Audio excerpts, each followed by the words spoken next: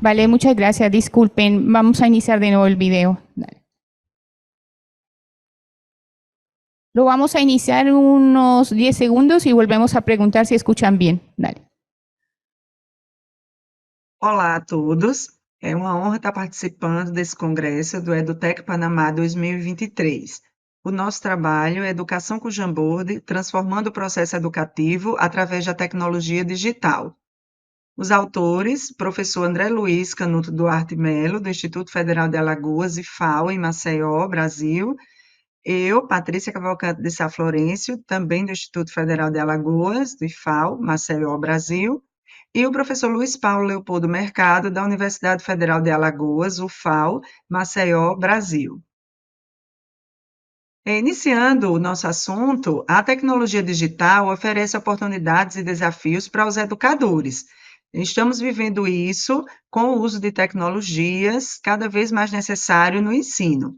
As tecnologias são ferramentas para melhorar as práticas pedagógicas colaborativas, promovendo a construção coletiva do conhecimento. Martins e Almeida, 2020, afirmam isso, e a gente vive no dia a dia, como professores, utilizando essas metodologias para levar a uma melhora da qualidade do ensino e que os estudantes eles consigam desenvolver, construir o seu próprio conhecimento.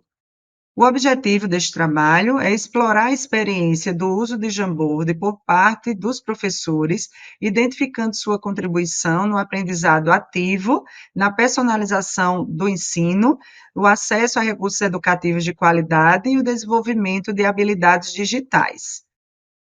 O método empregado foi uma investigação qualitativa de estudo de caso com professores dos cursos de eletrotécnica e enfermagem de uma instituição pública de ensino que utilizaram o Jamboard como recurso tecnológico em suas práticas educativas. Os dados foram coletados através de análise das produções desenvolvidas em sala e as avaliações formativas ao longo do processo. Nos resultados, nós temos o uso de metodologias ativas na educação. Então, as metodologias ativas, elas são práticas pedagógicas alternativas às tradicionais, porque elas buscam, envolver os alunos de maneira ativa, participativa e autônoma na construção do conhecimento. Castro et al. 2020 afirmam, e a gente pode comprovar durante as aulas, durante as atividades, essas características das metodologias ativas, que estão postas aqui na figura. Então, a autonomia, o protagonismo do aluno, a colaboração, o engajamento e as atividades com Jamboard. Então, as práticas foram interativas e os resultados das atividades nos momentos online reforçaram o envolvimento dos estudantes e professores. Então, aqui tem alguns exemplos das atividades onde eles puderam utilizar muito da criatividade deles. Nas discussões e conclusões, o processo de formação, ele ofereceu condições favoráveis para que o docente construísse conhecimentos com seus alunos, utilizando as metodologias ativas. Então, foi corroborado por estudos prévios, como os de Ferri et al. 2021 e Lima et al. 2022, que também encontraram esse desenvolvimento favorável no uso das tecnologias. Então, o professor ele pode explorar essa ferramenta para abordar os conteúdos necessários, estimulando a criatividade dos estudantes e oferecendo uma gama de conhecimentos para explorar. Então, assim, foi muito proveitoso a utilização dessa ferramenta do Jamboard com os alunos, onde eles puderam desenvolver sua criatividade, construir conhecimento junto com o professor, acompanhando esses alunos, dando condições de que eles desenvolvessem o seu próprio conhecimento. Então, aqui as referências utilizadas nos slides. Nós agradecemos a atenção e aqui os contatos dos autores do trabalho. Bueno, muchísimas gracias, André Luis, Patricia y Luis Paulo. Asumo que la persona que hablaba era Patricia, ¿verdad? Nos gustaría invitar en este momento a las personas que quieran, de quienes hicieron la presentación, si nos pudieran comentar en un par de minutos un poco más sobre la experiencia, quizá algunas actividades específicas que implementaron en esa metodología activa con Jamboard y a mí me surgió una inquietud y es si ingeniería eléctrica y enfermería estaban conjuntamente en la misma experiencia o eran dos experiencias paralelas. Olá, boa tarde, me escutam? Sí, perfecto, Patricia, muchas gracias. Graças, é um prazer estar aqui. Foram experiências separadas, só que Ok. nós utilizamos a mesma ferramenta, né, e planejamos as atividades para a gente desenvolver, para que os alunos desenvolvessem, né, as suas atividades, mas com conteúdos diferentes. Lá na parte de eletricidade e eu com a parte de enfermagem. Então, eles conseguiam fazer online e a gente acompanhar o que eles estavam fazendo. Então, assim, era bem gratificante de a gente ver o desenvolvimento dos alunos, a construção do conhecimento que eles iam fazendo, porque a gente podia também estar acompanhando as produções deles, dos alunos. Muchísimas gracias, Patricia. Quisiera invitar en primer lugar las personas que están conectadas, si alguien quiere compartir algo o plantear alguna inquietud, hacer una pregunta, las presentadoras o presentadores, por favor levantar la mano o abrir el micrófono. Buenas tardes. Sí, André. Eu fiz o trabalho. Isso, boa tarde. Eu fiz o trabalho com Patrícia aqui em Maceió, no Instituto Federal, e o trabalho foi com dois cursos, né, de eletrotécnica e também de enfermagem. E o trabalho foi utilizar, né, o Jamboard, Sí. um artefato, e utilizando as metodologias ativas e utilizando esse artefato para interagir com os alunos, os conteúdos das duas componentes curriculares, né? E o trabalho foi interessante e relevante no estudo nos dois cursos de enfermagem e também do curso de eletrotécnica, nas duas componentes de eletricidade e também saúde da mulher.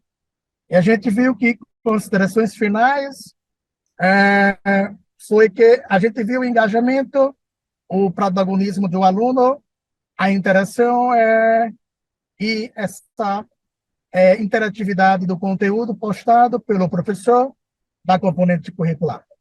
E aí foi uma interação muito relevante, muito interessante para nós aqui no Brasil, no Instituto Federal de Maceió. E isso foi só uma experiência que a gente teve, eu e a Patrícia Cavalcante, e também com o nosso professor Luiz Paulo. Ok? É uma experiência que a gente teve e a gente vem passar aqui uma experiência. Ok? Ok, André, muchas gracias. ¿Alguna persona gracias. del público? Bueno, ¿me escuchan? ¿Sí me escuchan? Ok, escuto sim, ok. Sim. Ok. Mi pregunta es si las actividades que realizaron tanto los estudiantes de ingeniería como de enfermería estuvieron tendientes a favorecer un ambiente solo consumidor o también generaron productos bajo un enfoque prosumidor. André. Quer falar, Patrícia? Ah, Ok, então, a gente utilizou esse recurso, é um artefato da Google Education, na modalidade online, na transpandemia após a pandemia. Então, na enfermagem, a professora Patrícia utilizou online com os alunos, utilizando o laboratório de informática, porque a gente sabe que hoje as dificuldades são grandes. Então, o laboratório se tornou o nosso ambiente de trabalho, de colaboração, do conteúdo, que no caso a professora Patrícia na área da enfermagem. Já na minha área, na área de eletricidade, no curso de eletrotécnica aqui do IFAL, uma instituição federal, a gente trabalhou com sistemas trifásicos em que os alunos aprendiam as três grandezas, que é tensão, energia, grandeza de corrente elétrica, e a gente utilizava o Jamboard colaborativo e a gente via o engajamento deles em sala de aula, e nós, como os professores, online e no laboratório, a gente via observando, né? A gente trabalhou com uma metodologia do estudo de caso, com abordagem qualitativa, em que a gente descrevia os relatos que aconteciam no ambiente, tanto nos dois cursos de enfermagem e também em eletrotécnica. E assim, eu não sei se eu te respondi direito aí, mas pelo que eu entendi, é isso? Então, Só assim, a gente... completando. Oi, André. Só completando Pode falar. também, as produções dos alunos, a gente socializava na turma, em sala, e também foi gerada as atividades, foi confeccionado um e-book com as atividades deles produzidas no Jamboard, e também outras ferramentas que foram utilizadas. E esse e-book aí foi socializado no curso como um todo com os outros alunos de outras turmas, até para a gente incentivar essa produção, né? Esse uso das tecnologias, porque a intenção é disseminar, né, o conhecimento que foi construído utilizando essas tecnologias. Então, nós socializamos também, através de um e-book que foi produzido pelos alunos. Vale, Só excelente, excelente. Muchísimas gracias.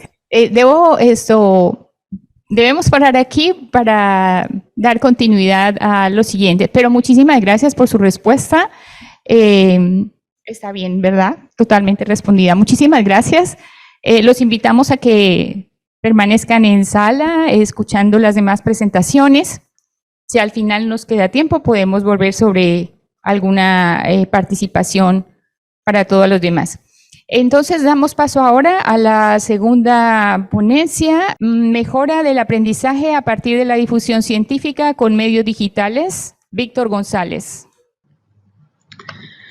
Hola, soy Víctor González y junto con la doctora Maripaz Prendes, ambos del Grupo de Investigación de Tecnología Educativa de la Universidad de Murcia, vamos a presentar el proyecto de innovación Mejora del aprendizaje a partir de la difusión científica con medios digitales.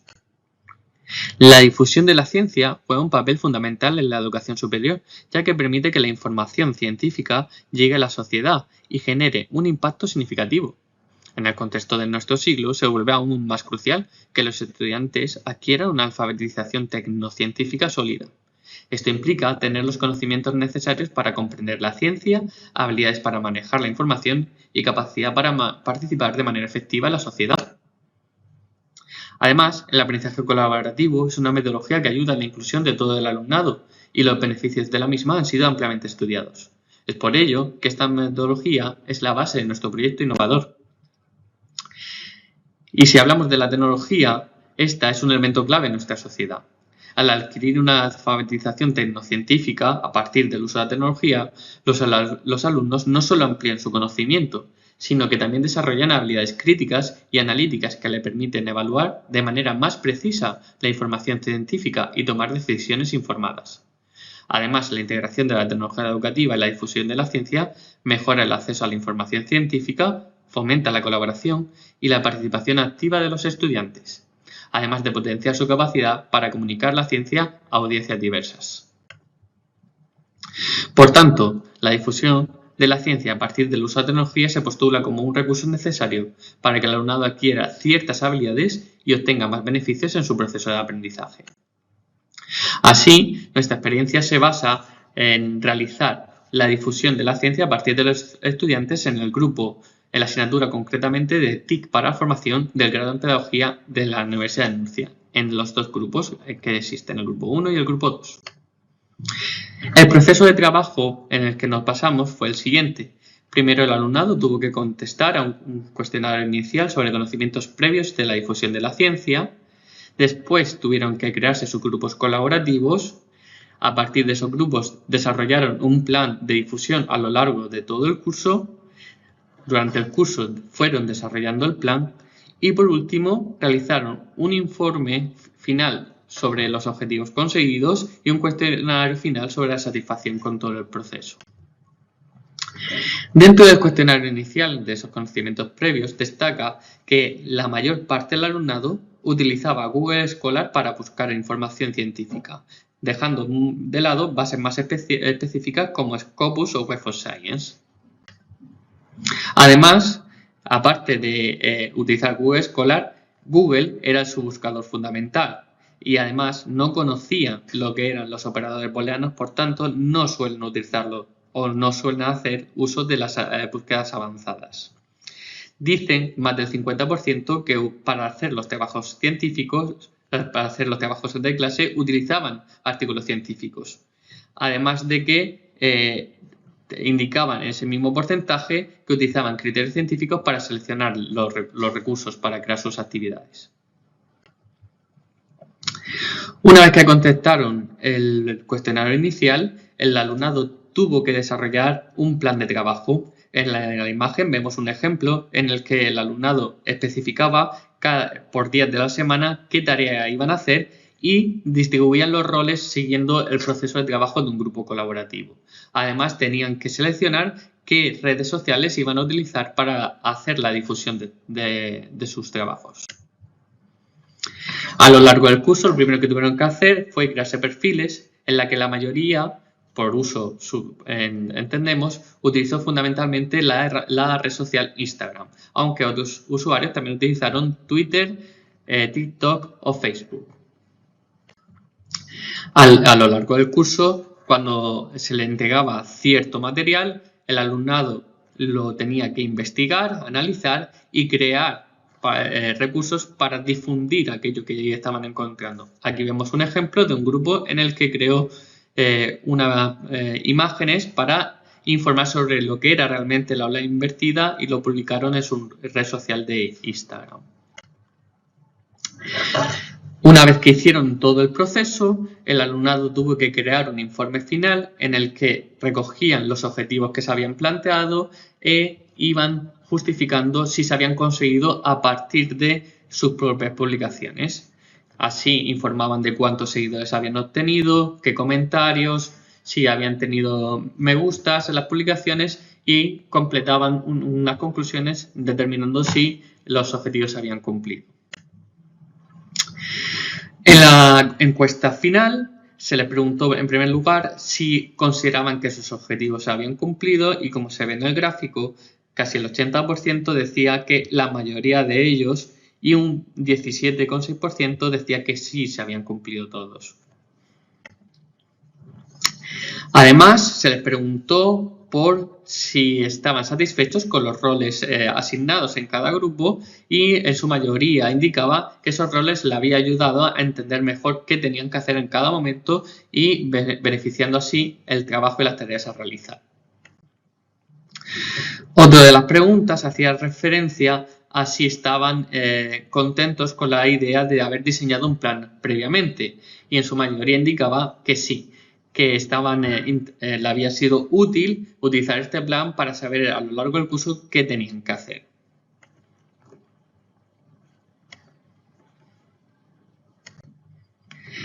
Por último, se le preguntó por su satisfacción general y la mayoría indicaba que le había gustado la experiencia y que la realización de esta tarea le había ayudado en el aprendizaje.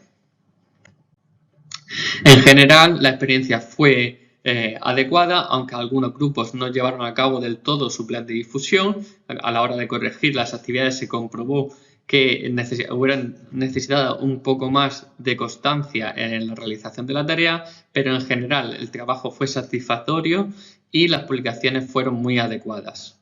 Muchas gracias por su atención. Víctor, muchas gracias a ti por la presentación. Si en 2 minuticos quieres compartirnos algo que quisieras añadir a lo ya presentado en el video. Hola, buenos días, buenas tardes desde España. Perdona si escuchar. ¿Tienes cámara, oye? Víctor? Sí. Vale, gracias. Hola, y perdona, estoy en la recogida de mi hijo. Aquí en España son las 5 de la tarde, hora de salida en colegio. Bueno, en primer lugar, agradecer a UDE la aceptación de la comunicación en el Congreso. Como habéis visto en la presentación, el proyecto de innovación pretendía que el alumnado aprendiera a saber difundir la investigación existente en el campo educativo, que se aprendiera a buscar información, a informarse adecuadamente y a saber transmitir esa información, porque hoy en día en esta era de la posverdad encontramos muchos alumnados que no están bien informados y que no saben argumentar ante la población general aspectos educativos que debería saber. Y creíamos en su momento, la doctora Maripaz Prende y yo, que podía ser una tarea útil para que en el futuro pudieran participar en una sociedad digital y que pudieran a la vez ayudar a la gente a encontrar información adecuada en el campo educativo. Víctor, muchas gracias. A las personas que están conectadas, primera opción, si alguna desea compartir algo de la presentación con Víctor o tiene alguna inquietud para él, puede levantar la mano o abrir el micrófono. Entonces, ahora damos paso a la pregunta para los que están aquí con nosotros presencialmente. ¿Tú tienes una pregunta?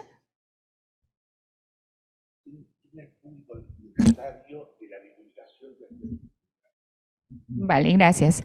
Aquí nos preguntan un profesor de la UDELAR de Uruguay, ¿quién es el público al que va dirigida la publicación que hacen los estudiantes? Así es. Hola, bueno, pues realmente el grupo objetivo de cada grupo de trabajo lo escogieron ellos al inicio. Se les dio posibilidad de escoger si iba dirigido a alumnado que estuviera estudiando educación, a profesorado, a padres, alumnos de otros niveles. Ellos tenían que escoger dentro de su plan de trabajo a quién iba dirigido, y así crearon las publicaciones en relación a ese grupo objetivo. La mayoría, la verdad, es que escogieron para profesorado, pero había algunos que escogieron también para pues a otro grupo objetivo, como podía ser padres. Muchísimas gracias, Víctor. Muchas gracias a todos. Te invitamos a seguir en la sala virtual, si tiene chance, escuchar las otras presentaciones. Vamos entonces con, no sé si la tercera o si ya la 5065 de Vanessa, Jordi, Cristina, ¿están listos para presentar o los esperamos? Sí, hola, buenas tardes. Ya he podido recuperar el Listo, vídeo. Jordi. Entonces, tienes la palabra. Vuelvo a compartir y lo voy narrando yo, si no, ¿de acuerdo? Sí, disculpa, no sé si dije bien tu nombre, Jordi. Sí, no pasa nada. Vale.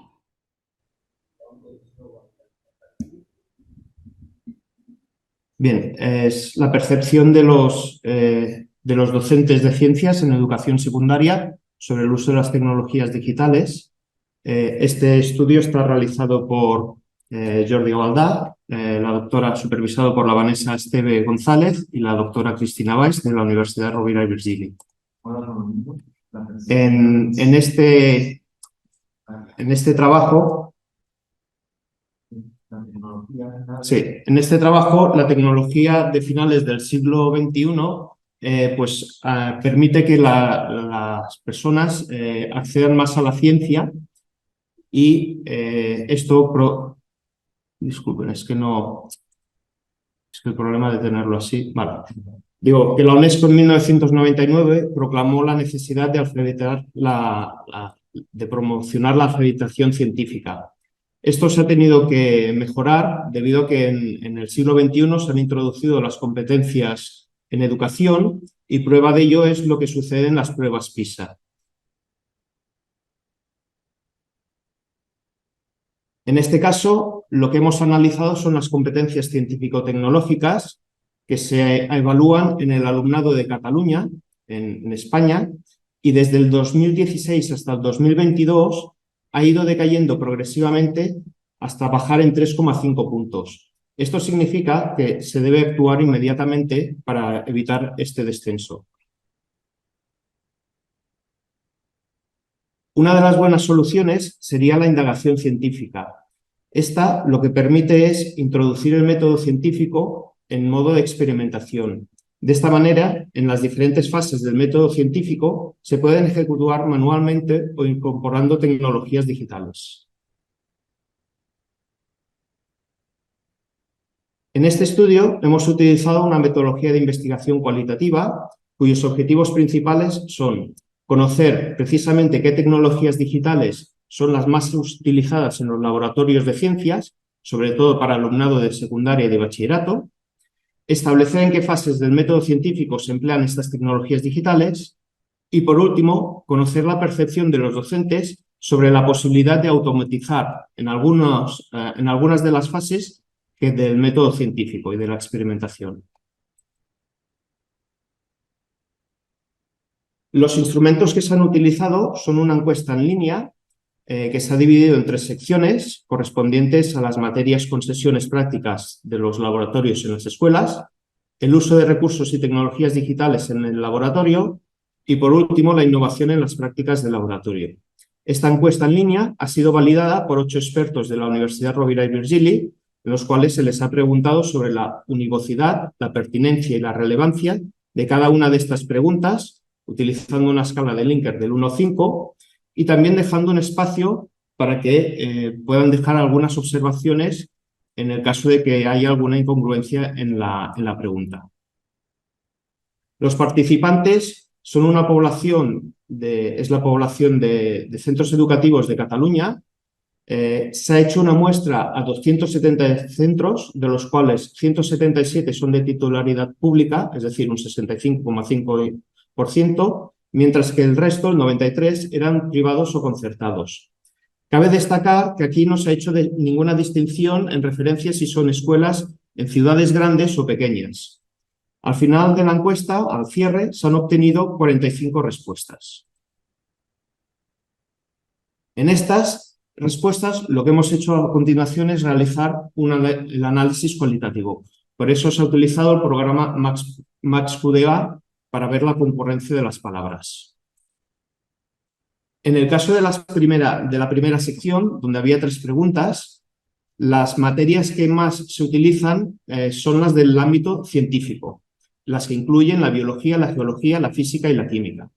En cambio, en el ámbito tecnológico, estas materias son más reducidas y simplemente aparecen en 25 ocasiones. Los niveles educativos donde más se va al laboratorio a experimentar son en secundaria, donde se han obtenido 127 codificaciones. En el caso de bachillerato, se han codificado 52. Cabe destacar que en secundaria, en Cataluña, en el sistema educativo de Cataluña, son 4 cursos. En cambio, en bachillerato solo son 2. Además, se tiene que tener en cuenta que en bachillerato escogen diferentes modalidades. Por tanto, el número de alumnos que hace el bachillerato científico es menor que el de secundaria. En cuanto a la temporización, hemos destacado o hemos codificado 2 tipos. La corta es aquella experiencia en el laboratorio de menos de 1 hora y aquella que es larga de 1 hora o más. En cuanto a la segunda sección, que corresponde a las preguntas de usos y recursos tecnológicos que se utilizan en el laboratorio, se han categorizado en tradicionales 60 codificaciones, es decir, aquellas que utilizan ordenadores y ofimática en general, pero también se han codificado 65 respuestas, dando lugar a opciones como simuladores, laboratorios virtuales, dispositivos móviles. En cuanto a las fases en las que se utilizan estas tecnologías digitales, se se utilizan en prácticamente todas, destacando sobre todo la última fase, que es la documentación, en la que los alumnos deben exponer sus conclusiones. No obstante, se ve que en la fase procedimental y en la fase de ejecución de cálculos también es un uso elevado de las tecnologías digitales. En cuanto al formato en que se entregan las memorias una vez han acabado las prácticas de laboratorio, se han codificado en el modo clásico 17 respuestas, es decir, aquellas que se hacen de modo tradicional escritas a mano o bien con un editor de texto tradicional. En cambio, también hay 28 codificaciones en las cuales los alumnos entregan lo que es la memoria de las prácticas en formato vídeo o en formato PowerPoint. También nos gustaría destacar que hay 3 respuestas que se han codificado en que en ningún caso, después de realizar las prácticas de laboratorio, se entrega una memoria. En cuanto a la última pregunta, y relacionada con el tercer objetivo de la investigación, lo que hemos hecho es preguntar en qué orden prioriza el profesorado que el alumno debe hacer las prácticas de laboratorio o debe saber hacer las fases del laboratorio. Es decir, ¿qué consideran si es más importante el procedimiento, el cálculo o la justificación final de los resultados? Se puede ver que en primera instancia el procedimiento ha sido codificado 19 veces y la justificación de los resultados ha sido codificada en primera instancia 23 veces. Sin embargo, lo que es el cálculo durante el proceso, en primera instancia solo se ha codificado 3 veces. Y sí que se ha codificado en la última instancia, es decir, que el profesorado considera como menos importante, 27 ocasiones lo que sería el cálculo. También se les ha preguntado a los docentes de los centros educativos cuál sería qué aceptación tendría innovar con una tecnología que permitiera automatizar ciertos pasos de estas fases de la experimentación. En este sentido, como era una escala de Likert también del 1 al 5, la aceptación más alta, en valor 5, ha sido codificada 17 veces. En cuanto a la discusión y las conclusiones de este estudio, lo que hemos conseguido son resultados de un contexto real y cercano, es decir, el entorno donde trabajamos, en Cataluña. Los docentes programan sesiones de laboratorio en todos los niveles educativos, teniendo en cuenta siempre la diferencia que he comentado antes entre 4 cursos en secundaria y los 2 de bachillerato, y que las tecnologías son variadas. Sin embargo, el informe o memoria parece recoger las evidencias del experimento. La aplicación de estas tecnologías es bastante limitada. Se sigue haciendo la memoria tradicional o como mucho vídeo o lo que sería un PowerPoint.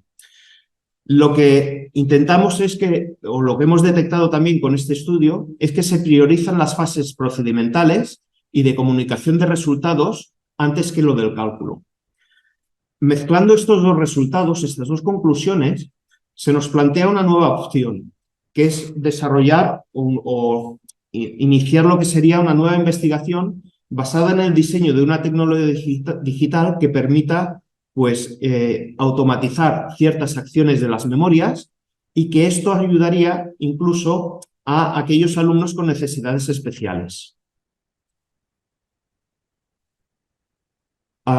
Muchas gracias por su atención. Sé que ha sido un poco complicado porque tenía el vídeo, pero desde la escuela no se me ha permitido compartirlo totalmente con el audio y dejo paso a las preguntas. No, Jordi, muchas gracias a ti. Ha salido perfecto, muchas gracias. Por tiempo vamos a dar espacio a una sola preguntita. Si hay alguien...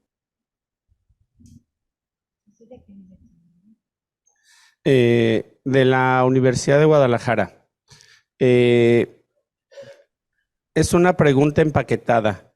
Si lograron identificar durante el estudio las causas del decremento en los resultados y si las competencias digitales de los docentes realmente creen que van a coadyuvar a incrementar y a mejorar el aprendizaje y el resultado como tal.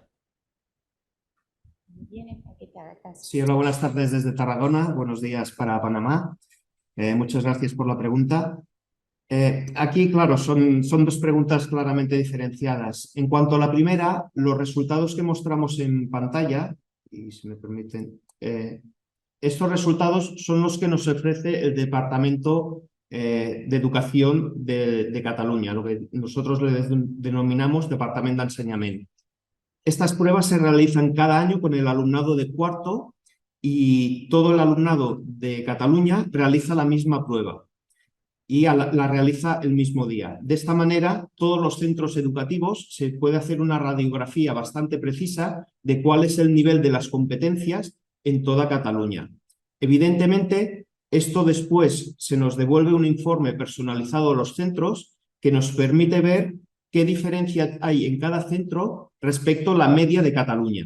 Y de esta manera los centros pueden actuar. Esta sería un poco la respuesta a la primera pregunta. En cuanto a la segunda, la competencia digital de los docentes, no la hemos analizado en esta encuesta, pero es evidente que también puede influir, dado que los que son o tienen tendencia ya a utilizar en las aulas normales las tecnologías digitales, con mucha probabilidad lo utilizarán también en lo que son los laboratorios. No obstante, repito que esto no lo hemos podido comprobar y ahora es simplemente una suposición. Vale, bien. Bueno, muchas gracias por la pregunta y por la respuesta, Jordi. A ustedes. Puedes seguir en sala si tienes oportunidad. Ahora vamos con una presentación del profesor que acaba de hacer la intervención, que está aquí. Bueno, entonces vamos con la presentación aquí de nuestro profesor de la Universidad de Guadalajara. Bueno, esta contribución tiene que ver con socializar un poco una experiencia que ya tiene un ratito trabajándose en México, sobre todo en la experiencia de bachillerato tecnológico, en lo que respecta al asunto de la formación dual. En primera instancia, comentar que la formación dual, en el caso de México, no se trabaja como se puede concebir en muchos lugares del resto del mundo. En la mayor parte de los países que ya trabajan la formación dual, lo que sobre todo el modelo alemán, que es el antecedente específico, la idea es que la escuela vaya en ese asunto de flexibilidad a generar o a completar las habilidades de formación que no tienen las personas que ya están laborando. En el caso de México se ha hecho, sobre todo a partir del año pasado, un acuerdo que se recupera la experiencia de la formación dual en el sentido de que ahora es la escuela la que pide los espacios en el entorno laboral, en ese asunto de flexibilidad, para que los espacios laborales permitan completar las competencias que no tiene la persona. Y entonces está aprendiendo haciendo. Nada más en ese contexto lo referencio. ¿Le pueden pasar a la siguiente diapositiva? En ese tenor, la propuesta está integrada en el sentido de cómo las tecnologías pueden favorecer y ayudar a que esta formación dual tenga un mayor impacto, sobre todo en el hecho de que la persona se está formando de manera integral y entonces las tecnologías están asociadas al propio proceso de enseñanza-aprendizaje, pero también a las competencias laborales y sobre todo al paradigma que se generó a partir de la pandemia. En ese sentido, lo que podemos ir una arriba y ahorita lo que podríamos comentar por cuestiones ahorita de tiempo para poder explicar un poquito más este asunto es que, por ejemplo, en el caso de la educación tecnológica, en México los bachilleratos tecnológicos, que son los que tienen en este momento aceptado la Secretaría de Educación Pública, implementaron un LMS académico en el cual se pretende que las materias de formación de componente básico profesional y las disciplinarias estén ahí y se puedan tomar de manera híbrida, mientras el 80 o hasta el 90% del tiempo el estudiante lo transita de manera física en el espacio laboral. Entonces, ahora su formación está en el espacio laboral y está haciendo trabajo híbrido con asesoría de un docente, pero también se habilitó una plataforma administrativa de gestión, de tal manera que todo el proceso, es decir, el estudiante ahora, aunque está dictaminado en un esquema presencial, el estudiante, toda su formación académica está casi en línea, su trabajo de gestión está también en línea, pero la totalidad de su formación ahora está en el espacio laboral. ¿Cuál es el asunto en este sentido? Nosotros estamos proponiendo, porque desde el discurso está bien, pero todavía los resultados no son los que uno busca. Y sobre todo la propuesta está en coadyuvar a la parte de gestión administrativa, en el sentido de que la parte académica de lo que el estudiante tiene que todavía tener como formación en la parte de bachillerato, ya lo tiene contemplado el MS. Pero ¿qué sucede con la parte de cómo recuperar realmente que la persona en formación dual esté aprendiendo el entorno laboral? Nosotros estamos proponiendo que, por ejemplo, como tiene un asesor profesionalizante y un tutor, a través de un ideario se puede ir recuperando la parte de lo que el alumno está aprendiendo, vaya haciendo ese ejercicio reflexivo, vaya manteniendo su agenda académica, que lo vaya consignando a través de un portafolio electrónico donde va a ir documentando enseñanzas, porque aquí van a participar 3 agentes. Está el alumno propiamente, que es el responsable de su formación, está el tutor profesional que lo asigna a la empresa y está el tutor académico que lo asigna a la institución. Entonces, todos tienen que estar de alguna manera recuperando la experiencia, porque ahorita, como está dictaminado en México, pareciera ser que la figura del tutor solamente va y supervisa que la persona esté realizando físicamente in situ la práctica,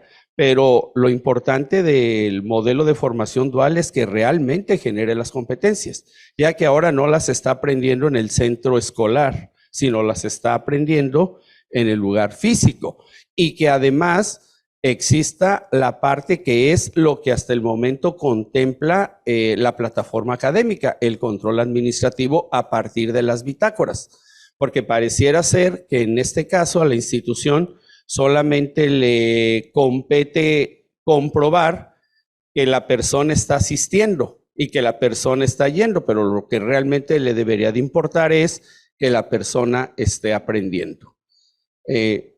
En ese sentido, ¿le puedes avanzar a la...? Bueno, aquí están algunas de las conclusiones. Una antes, por favor. El modelo de formación dual se vuelve importante y trascendente en este asunto de flexibilidad porque reduce costos en muchos sentidos. Promueve la vinculación laboral, abre espacios de oportunidad laboral, reduce costos de reclutamiento, de selección, de capacitación, porque las personas están implícitas.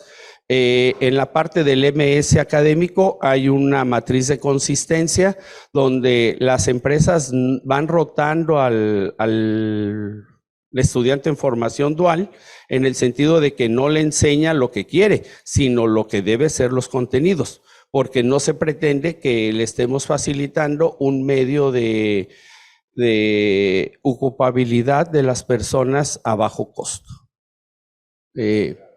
Entonces, esto es parte de lo que, y obviamente nosotros lo que queremos recuperar en este sentido, aquí es donde está el área de oportunidad, es que este modelo se vuelve interesante, pero tiene que involucrar más a los 3 actores que participan, porque el alumno se tiene que volver completamente autogestivo, responsable. La institución tiene que mantener de manera correcta esos controles, porque de nada sirve solamente tener un recopilador de bitácoras, que es lo que hasta el momento contempla la normativa, si no tiene forma realmente de estar haciendo un ejercicio de metacognición de si lo que está sucediendo en la formación dual realmente es trascendente.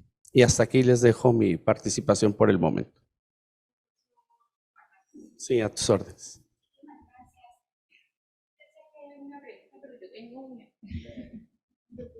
También va. Exacto, esa era mi pregunta. La diferencia entre bitácora y diario. Vale.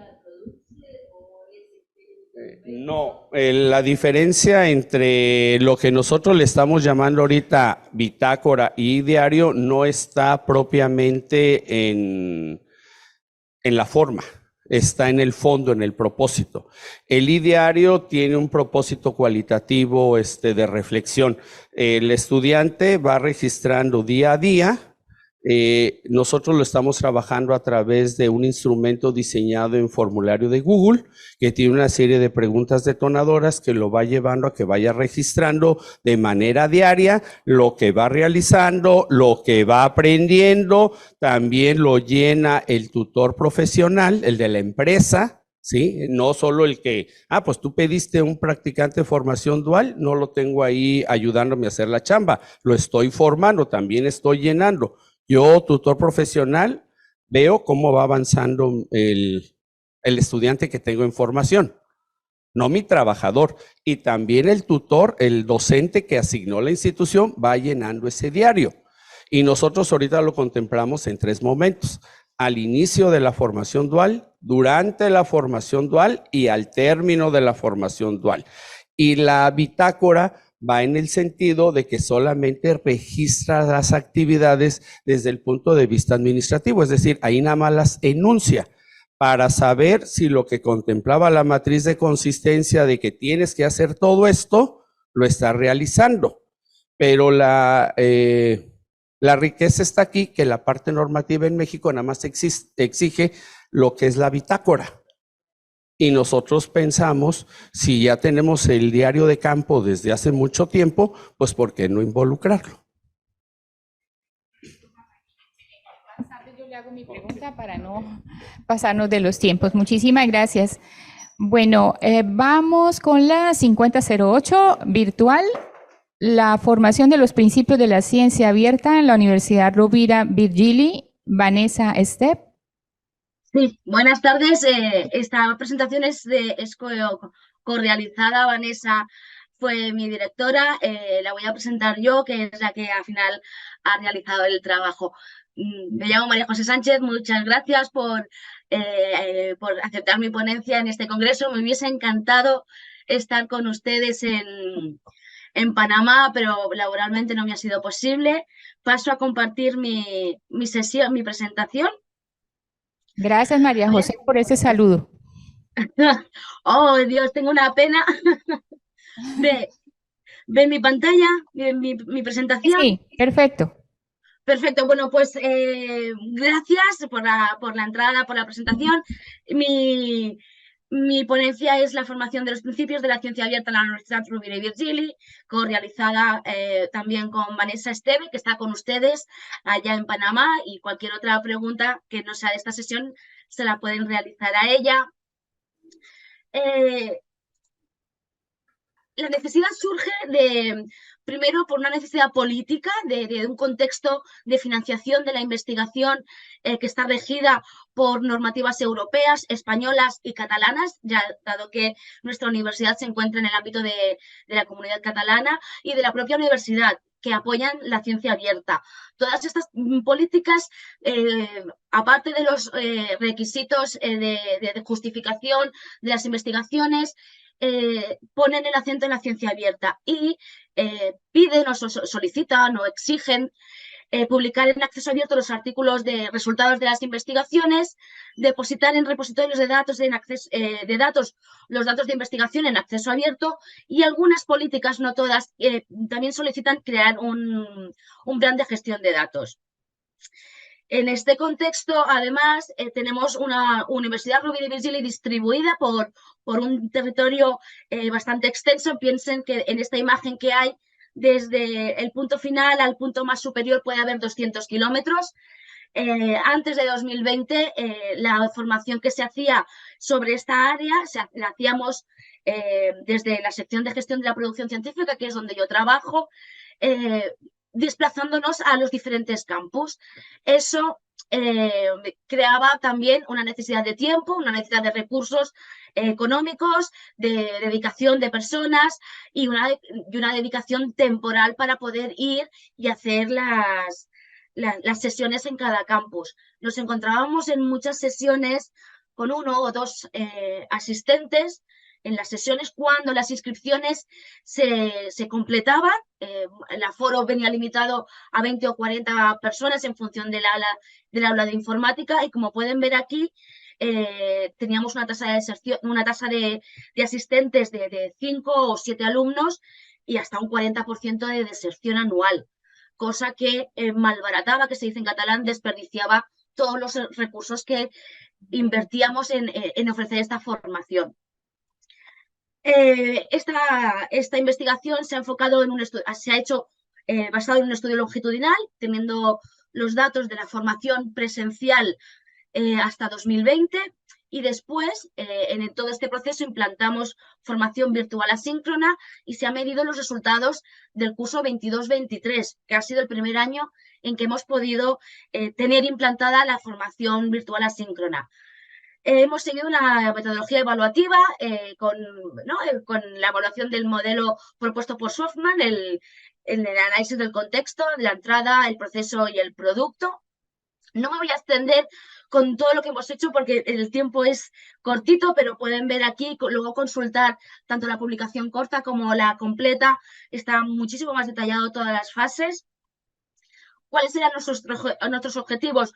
Pues teníamos 2 muy principales. El primero, por necesidad, era el poder transformar la formación de una presencial a una síncrona con la aplicación de tecnología educativa, para hacerlo con propiedad. Después, crear un proceso que fuera replicable.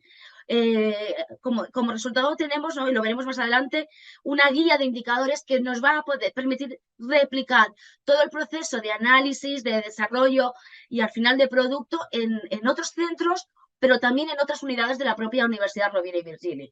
Y luego, para evaluar si todo el proceso había sido, había mejorado la tasa de asistencia y la deserción, pues evaluar estos 2 indicadores. ¿Qué tenemos? No sé si lo ven muy bien, pero yo estoy muy contenta, muy orgullosa porque hemos multiplicado por 6 la tasa de participantes por sesión en las sesiones virtuales asíncronas. Además, hemos disminuido en 11 puntos porcentuales la deserción, cosa que va en contra de algunos artículos que hemos encontrado en la revisión bibliográfica. Pero lo principal es esta guía de indicadores que vemos que es provechosa para poder ser exportada. Y luego también es algo sustancial en una institución que trabaja con recursos públicos, que la mejora del uso de los recursos humanos económicos temporales destinados al diseño, implementación y el dictado de estas acciones formativas.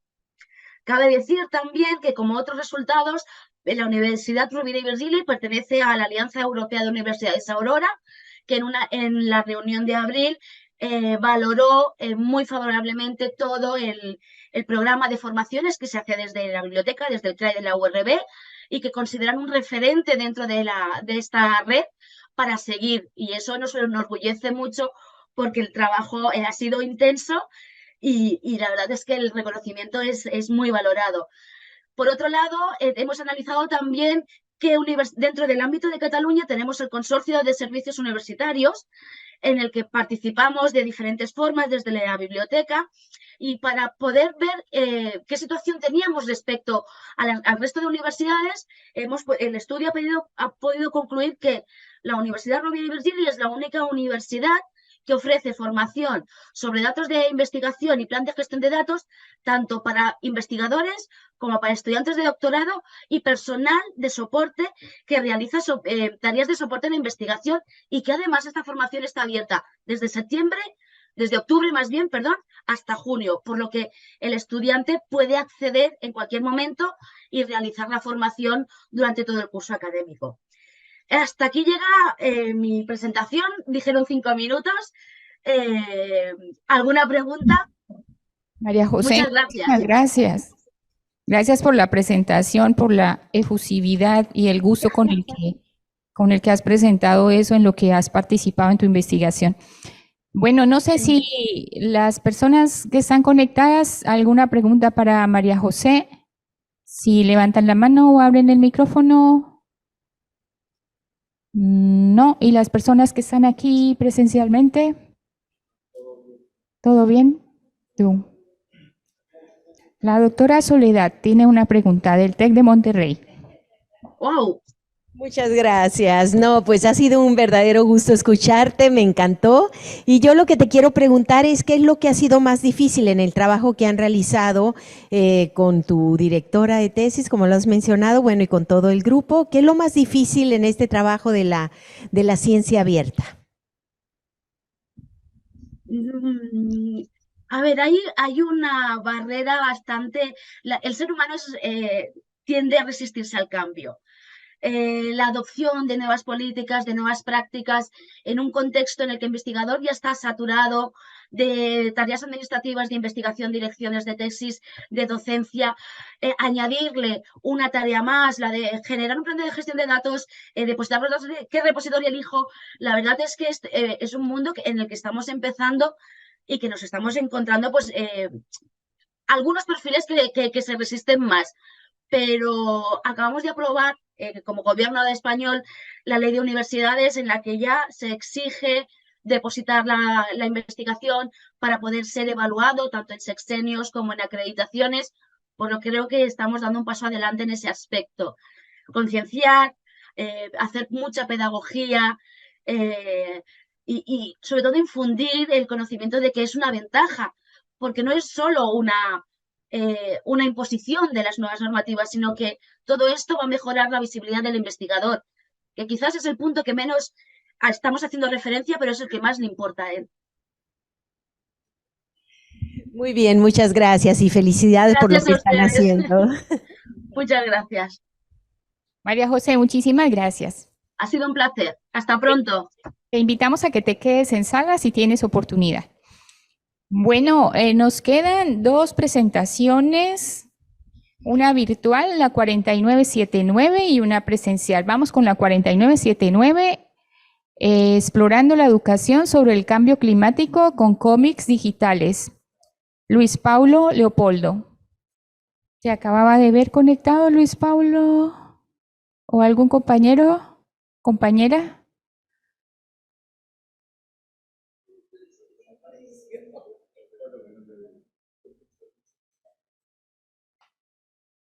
Bueno, no sé qué pasó, Luis Paulo. Discúlpame que pase a la siguiente, o si hay alguien que le pueda comentar que esté conectado, vamos a pasar a la siguiente y luego volvemos con la 4979. Entonces, invitamos al profesor Juan Martín de la Universidad de Guadalajara con la segunda ponencia presencial. El diario como estrategia formativa reflexiva en las prácticas profesionales de las carreras económico-administrativa, un estudio de caso. Yo menciono al profesor Juan Martín porque ya estuvo antes, pero el trabajo no es solo el profesor Juan Martín. Entonces, si quiere usted mismo, profesor. Sí, gracias. A grosso modo, es parte de un extracto de un trabajo que se está haciendo en colaboración con la RectiPraxis. La RectiPraxis incluye diferentes universidades a lo largo de Iberoamérica, y nosotros, la Universidad de Guadalajara, en este bienio colaboramos con ellos en todo lo que tiene que ver con los idearios. Nosotros los relacionamos de manera directa con lo que tiene que ver con el practicum, ¿sí? Este bienio estuvo directamente direccionado, ¿le pueden avanzar por favor? A los idearios con el practicum, como le llaman en España. En el caso de nosotros en México, tiene un nombre específico, prácticas profesionales. A nosotros en México nos gusta complicarnos muchísimo la vida, ahí déjame poquito para contextualizar, y entonces todavía nos complejizamos más, porque nuestras prácticas profesionales en México y de manera concreta en la Universidad de Guadalajara tienen 3 modalidades diferentes. Lo hago a manera de contexto para poder saber por qué el área económico-administrativa. En nuestro caso, en la Universidad de Guadalajara, las áreas de salud, y casi como en todo México, la práctica profesional se realiza hasta el término de la carrera. Llevan toda la formación y al término de la carrera se van un año completamente a realizar práctica profesional, pero la regula y la administra la Secretaría de Salud, aunque la valida la Secretaría de Educación. En el caso de otro tipo de formaciones, las prácticas profesionales las tienen incorporadas en el currículum, ¿sí?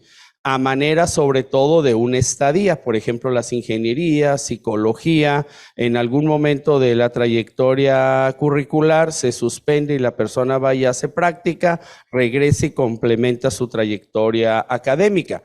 Pero en el caso de las carreras económico-administrativas, de manera específica en la Universidad de Guadalajara, la práctica profesional solamente se exige como un requisito de egreso, pero la persona la tiene que realizar en algún momento y queda suelta. Aquí es donde se volvió importante, si le avanzan por favor, poder implementar el asunto de los idearios, porque en algún momento, como era un requisito de egreso, pues entonces solamente la persona acreditaba que realizaba la práctica profesional. Y siendo honestos, yo que fui directivo mucho tiempo de esas carreras, me daba cuenta que algunos estudiantes brincaban ese paso porque, por lo menos en los Altos de Jalisco, que es donde está nuestro campus universitario, todo mundo tiene un amigo en alguna empresa y entonces se las validaban. Finalmente la persona solamente necesitaba acreditarla para efectos de egreso. Él no sabía que se estaba dando un disparo en el pie porque no estaba complementando esa parte de su formación profesional. Pero no significa que de alguna manera vamos a solventar del todo esta situación. Pero al invitarnos la rectipraxis en este bienio, encontramos el parteaguas para poder forzar un poquito, porque con esta misma figura que ya comentaba en la ponencia anterior, de las figuras, aunque aquí solamente estamos utilizando el ideario, pues buscamos la manera de estar controlando y de buscar que entonces sí se haga efectiva, porque entonces se vuelve complejo poder mantener una narrativa, porque quizás el tutor profesional pudiera mentir en el registro del diario, pero ya tiene que mantener consistencia y congruencia con lo que vaya registrando el actor de la práctica, que es el estudiante, y el maestro encargado de supervisar. En ese sentido, nosotros, aquí está el contexto del proyecto, en este bienio, ya los resultados de hecho ya están publicados en la rectipraxis. Nosotros participan 3 actores, el tutor profesional, el tutor académico y el propio alumno. Nosotros seleccionamos los alumnos de la licenciatura en administración y la licenciatura en contaduría. Y los alumnos, en este caso fue una muestra estratificada y voluntaria, ¿sí? Aquí estamos hablando de resultados de más o menos 50 estudiantes, porque como todavía no forma de manera curricular, tampoco podíamos obligarnos, porque de manera normativa nos íbamos a meter en un problema. Teníamos que validar a través de un instrumento de Google Forms 400 horas validadas de práctica, y lo que realmente se vuelve interesante es que los idearios, nosotros los resultados los trabajamos bajo un análisis de contenido apoyándonos en la herramienta Mascudea. Adelante, por favor. Aquí en este mapa de palabras que demuestra sobre todo cuáles son los códigos más representativos que nos arroja Mascudea, pues vemos que está la palabra tiempo, está la palabra proyecto, es decir, cuando al estudiante o a los diferentes actores los vuelve uno responsables de su proceso, pues entonces también el tiempo empieza a generar una variable en contra. ¿Le pasan una adelante, por favor? Aquí están los códigos que genera, por ejemplo, la herramienta Mascudea. En el caso de los diarios de estudiantes, por ejemplo, ahí en las limitantes de los principales códigos que arroja es que el estudiante empezó a manifestar que tenía problemas de gestión en el tiempo porque tenía que ir a realizar la práctica, tenía que regresar a tomar sus clases y en la noche, en lugar de hacer su diario personal, lo que tenía que registrar era su diario de avance de prácticas, que algunas veces sentía que había discrepancia en el criterio o no entendía lo que se le estaba pidiendo que hiciera en su autoevaluación, que se sentía excluido en la toma de decisiones. Los sentimientos que le arrojó de manera general era que para algunos fue satisfactorio, para otros generó caos, nervios, incertidumbre. Las fortalezas que destaca de los diarios de los estudiantes es que permitió registrar su avance de conocimiento práctico, aprendió nuevas herramientas tecnológicas, que reafirmó la teoría, porque una de las cosas que rescatamos nosotros con los diarios es que luego cuando se socializaban muchas de esas buenas prácticas se compartían con otras personas. ¿Le avanzas una más? Aquí hay algunos resultados en lo que opinó el tutor profesional y el tutor académico con respecto a la experiencia de la persona del estudiante, ¿sí? En el sentido de que facilitó la retroalimentación, que mejoró la supervisión, que hay un registro sistemático, pero sobre todo la parte reflexiva, que el aprendizaje llevó a una metacognición, que se socializaron prácticas, entre otras cosas. ¿A qué nos lleva este ejercicio? Pues que la experiencia del diario electrónico pues se vislumbra como un desafío porque realmente se necesita estructurar, sistematizar, o sea, si realmente se requiere ya formalizar, que el diario se convierte en una herramienta valiosa para la construcción del conocimiento porque realmente pone foco y atención al estudiante como responsable de y que sobre todo permitió una vinculación y una conexión mucho más efectiva entre la institución y la escuela en ese proceso de vinculación. ¿Sí? Y hasta aquí me quedo por el momento.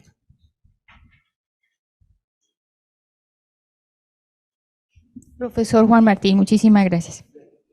Yo voy a hacer una pregunta. Me voy a tomar la libertad, tengo el micrófono, voy a usar. Profesor, en lo que arrojó el análisis con Mascudea, en la parte de los estudiantes decía algo que ellos se sentían excluidos en la toma de decisiones. ¿A qué toma de decisiones hacían referencia? En el sentido de que, por ejemplo, decían los estudiantes que si manifestaban en el diario que les pusieron a hacer una actividad que no sabían o que tenían duda en el trabajo y ya se registraba, o bien dicho, registraban que, por ejemplo, iban con la persona que los estaba encargados de ellos en el área laboral y le pedían asesoría o que ellos querían mejorar y no eran tomados en cuenta. Entonces, pues ellos lo registraban en ese sentido. O sea, a nosotros nos permitió ahora saber que, por ejemplo, nuestro estudiante de repente está queriendo tener un rol mucho más activo en su ejercicio de la práctica profesional y no necesariamente se le está dando ese valor. O sea, nosotros ahora como escuela nos permitió como institución educativa saber que tenemos que tener mayor atención. O por ejemplo, si yo lo leía como tutor profesional, porque yo fui uno de los tutores profesionales, y leía que mi alumna Juanita registró que el día de ayer tuvo un conflicto o que quiso resolver algo y se sintió excluida, entonces ya podía ir yo con el tutor profesional y decir, oye, no es que me esté chismorreando mi alumna, es que lo está registrando en su proceso de aprendizaje. ¿A qué problema nos lleva esto? Que si las instituciones empresariales no son maduras, corremos el riesgo también con este ejercicio desde el punto de vista de aprendizaje, a que ahora nos diga, no, pues ahora me voy a sentir supervisado y vigilado, resuelve tu problema, ¿no? Yo te quiero ayudar, pero ahora resulta que no, porque por lo menos en el caso de México, muchas veces las empresas nos dan espacios para que las personas practiquen, pero lo sienten que es una mano de obra que les va a ir a ayudar a resolver sus problemas, no alguien que está en proceso formativo, no es un empleado para ellos. En ese sentido, esa parte de los nervios y de que se sentían excluidos. Muchas gracias. Bueno, nos queda solo una presentación virtual. Si ubicamos al profesor Luis Paulo Leopoldo, que no lo ubicamos hace un momento conectado, la 4979, explorando la educación sobre el cambio climático con cómics digitales.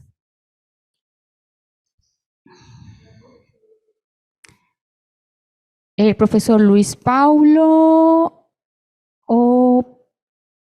o algún compañero que esté del mismo trabajo conectado y que desee presentar. Problemas de conexão. Me pede desculpas. Não conseguiu votar. Ah, vale. Gracias, Patricia. ¿Y algún compañero del profesor Luis Paulo? No. O trabalho dele era só. Era Era sozinho. solo. Vale. Patricia, muchísimas gracias. Creo que, uy, me pasé 2 minutos. Bueno, ¿quién? ¿Tienes una pregunta? ¿Atrás? ¿El señor? Ah, vale. ¿Sí? ¿Tienes una pregunta para el profesor Juan Martín? Hola, ¿qué tal? Buenos días. Bueno, más que nada, más que pregunta es felicitarte por el trabajo. Me parece que lo único que falta es documentar, porque las instituciones educativas lo que necesitamos básicamente es salir de las aulas y comenzar a vincularnos con la sociedad, vincularnos con las empresas, con los gobiernos, con las organizaciones intermedias y comenzar a vincular un poco más la vida institucional interior de las escuelas y llevarlas a las aulas. En realidad creo que en tu segunda presentación me respondiste la pregunta porque tenía que ver con la documentar. Más allá de todos los ajustes administrativos, lo interesante sería hacer una documentación del trabajo que los alumnos están haciendo en vinculación con la administración educativa, la empresa donde los alumnos están llevando a cabo sus prácticas, que más que prácticas, por tus comentarios, no son solo prácticas, sino que tienen que ver exclusivamente con un ingreso al mundo laboral, y esto es exaltar la intención de la vinculación de la institución educativa con las empresas, que debiera de superar una instancia de práctica y hacer de una práctica en específico de un alumno para incentivar la vinculación cotidiana y comenzar a trabajar de manera mancomunada. Esto lo relaciono con lo que hablamos constantemente del pensamiento complejo y la necesidad de comenzar a vincular instituciones de diversa índole y que la escuela no sea una isla, sino que sea una parte más de la relación con todas las instituciones. Y cierro con esto. Pareciera ser que en uno de tus comentarios dijiste, tenemos muchas críticas, a mí me parece que ustedes son un ejemplo para muchas instituciones universitarias que debieran de comenzar a romper con este cerramiento que tenemos como instituciones educativas. Era felicitarte y documentar esto porque es posible que sea beneficioso para un montón de instituciones educativas que no saben cómo salir del enclaustramiento, que están discutiendo más cuestiones internas ideológicas que más que discutir cuestiones de constructos teóricos y ver cómo hacemos para comenzar a construir y a transformar en conjunto a las problemáticas actuales. Felicidades. Perdón, que me entendí casi era una... Muchas gracias. Aquí hay otra pregunta. Yo también. Bueno, también felicitar al maestro Juan Martín. La verdad creo que han hecho un trabajo con su equipo de trabajo y parte de lo que él estuvo trabajando, una fuente de información fue nuestros estudiantes del CECITEC. Y en este caso, a mí esta parte del ideario se me hace muy importante, pero ocuparíamos que estuviera normado para que tuviera éxito, porque así como comentaban ahorita con lo de las empresas, es bien importante que las empresas no vean al estudiante como una mano de obra barata. Eso es algo imprescindible que las empresas deberían de tener. Y entonces, decía el maestro Juan Martín, pudiéramos tener ese problema porque las empresas van a decir, yo no voy contigo porque me vas a hacer trabajar. Pero yo creo que también hay muchas empresas comprometidas en decir, yo me sumo porque a lo mejor yo le invierto a trabajar con el estudiante a la par como coach y voy a invertir en él y me lo quedo. O sea, y me lo quedo como ya una persona que ya capacité también, ya lo formé de acuerdo a sus competencias y ahora lo sigo formando yo con mis competencias profesionales. Y esa parte es la que es un reto muy grande para nosotros y para México, pues, pero que las empresas se pudieran sumar para que no vean al estudiante que va con entusiasmo como mano de obra barata. Esa parte es lo más importante y que yo rescato mucho de la investigación que hace el maestro Juan Martín con su equipo también, por el tema de rescatar a los estudiantes para insertarlos al mundo laboral, pero como un elemento valioso para el crecimiento profesional ya en la práctica. Gracias. Muchas gracias. Yo me voy a permitir decir nuevamente, yo quiero aportar algo aquí del penúltimo comentario que decía que más allá de una práctica, de pronto al final del programa, que fuera una cosa como más continua ¿sí? Yo quiero hablar aquí del modelo dual y tú en la presentación anterior hablabas del dual, fue que en la última hablaste de la práctica. Miren que en Colombia, por ejemplo, en ese momento el Ministerio de Educación, recién cuando dijo cuáles son las modalidades que están declaradas desde el Ministerio, ahora son virtual, presencial, dual y combinada, que es una combinación de todas las anteriores. Para nosotros fue sorpresa que se hubiese incluido la dual como modalidad, porque uno esperaría que sea espacio-temporal, ¿sí? La combinación. Pero no, aquí no es solo espacio-temporal, también es de lugar. Incluyó, bueno, estoy diciendo espacio, pero quiero decir, ya no es sincronía, sino también el sector empresarial, ¿sí? Se incluyó como modalidad. Y esto, de alguna manera, creo que le va a dar fuerza a esa modalidad en nuestro país y espero que también, como dice usted, se publique, se replique y se le dé fuerza en todo el mundo.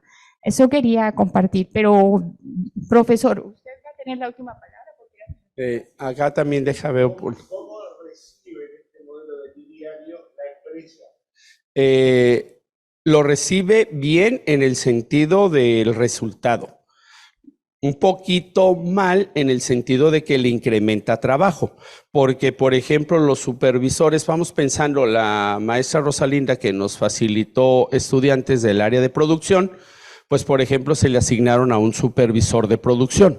Él tiene que estar supervisando el desarrollo de lo que está realizando la persona propiamente del trabajo, o sea, en su carga normal, pero además ahora tiene que hacer un trabajo educativo. Y muchos de esos supervisores nosotros tuvimos que ir a capacitarlos, a habilitarlos, porque esos supervisores no tienen una formación pedagógica.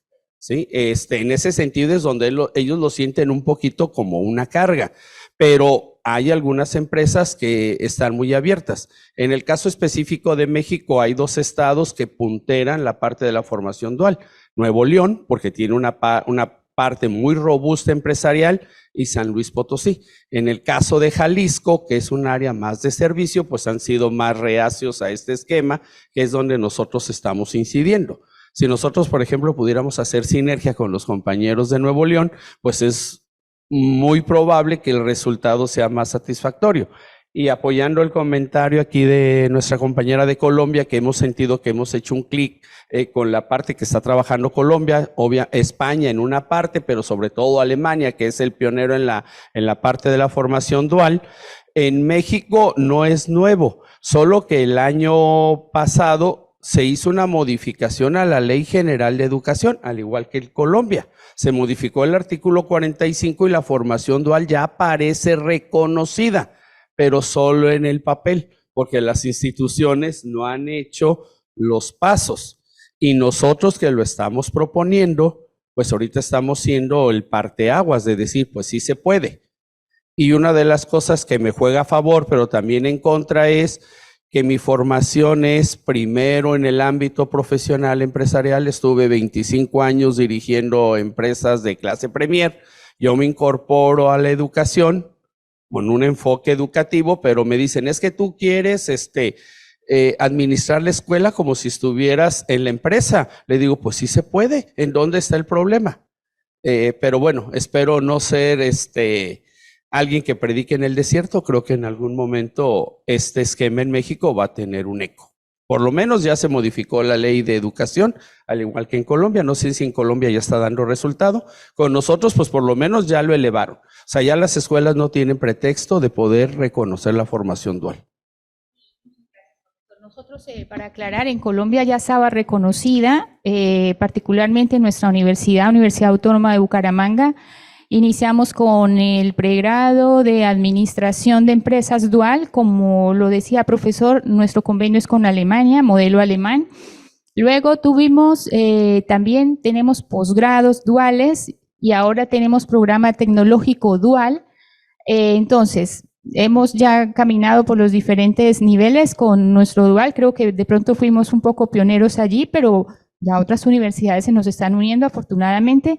Lo que decía que está recién es que lo incluyó el ministerio como modalidad que para nosotros venía siendo tema de sincronía. Ahí está el dual, ¿sí? Eso quiero aclarar. Y muchísimas gracias. Para cerrar, agradecerle a todas las personas que estuvieron aquí. Creo que una discusión muy positiva, muy enriquecedora. Muchas gracias por su participación. Gracias también a los ponentes por su comprensión con las presentaciones que no tuvimos aquí disponibles. Todo salió muy bien, de verdad, maravilloso. Gracias. Cerrar diciendo que pudiéramos quizá agrupar esas presentaciones que tuvimos en temas de promoción de habilidades científicas, método científico y ciencia abierta, por una parte. Por otra parte, con la participación de la Universidad de Guadalajara, formación dual y prácticas profesionales, como desde la tecnología educativa y las metodologías activas, estamos apoyando esto que acabo de mencionar. Y tuvimos también una presentación inicial que tiene que ver igual con metodologías activas, que fue el tema de aprendizaje activo con el apoyo de Jamboard. Entonces, muchísimas gracias de nuevo y feliz tarde para todos.